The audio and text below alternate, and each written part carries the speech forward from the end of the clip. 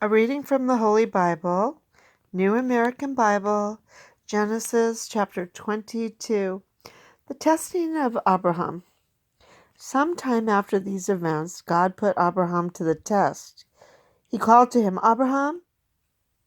"Ready," he replied. Then God said, "Take your son Isaac, your only one, whom you love, and go to the land of Moriah.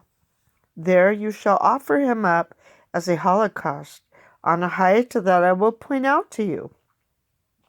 Early the next morning, Abraham saddled his donkey, took with him his son Isaac, and two of his servants as well, and with the wood that he had cut for the holocaust, set out for the place of which God had told him. On the third day, Abraham got sight of the place from afar. Then he said to his servants, "Both of you stay here with the donkey, while the boy and I go on over yonder. We will worship and then come back to you." Thereupon Abraham took the wood for the holocaust and laid it on his son Isaac's shoulder, while he himself carried the fire and the knife. As the two walked on together, Isaac spoke to his father Abraham. "Father," he said. "Yes, son," he replied. Isaac continued, "Here are the fire and the wood, but where is the sheep for the holocaust?" "Son," Abraham answered, "God himself will provide the sheep for the holocaust." Then the two continued going forward. When they came to the place of which God had told him, Abraham built an altar there and arranged the wood on it.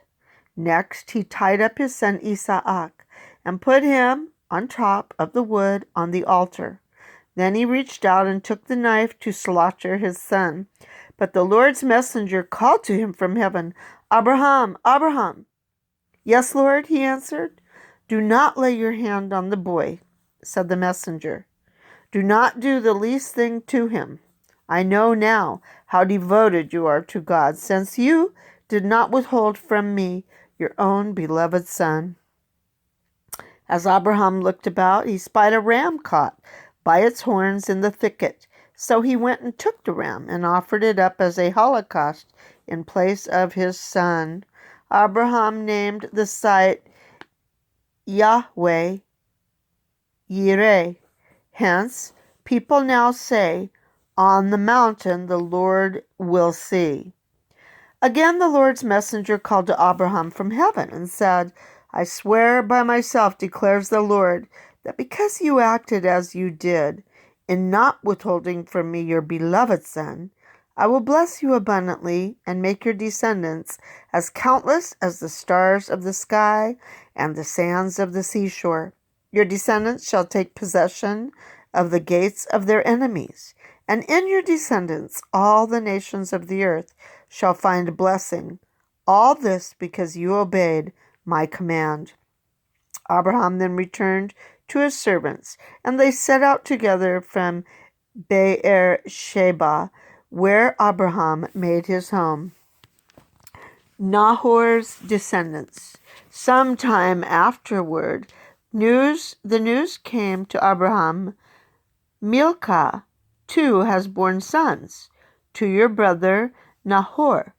Uz, his firstborn, his brother Buz, Kemuel, the father of Aram, Chesed, Hazo, Pildash, Idlaf, and Bethuel. Bethuel became the father of Rebekah. These 8 Milcah bore to Abraham's brother Nahor.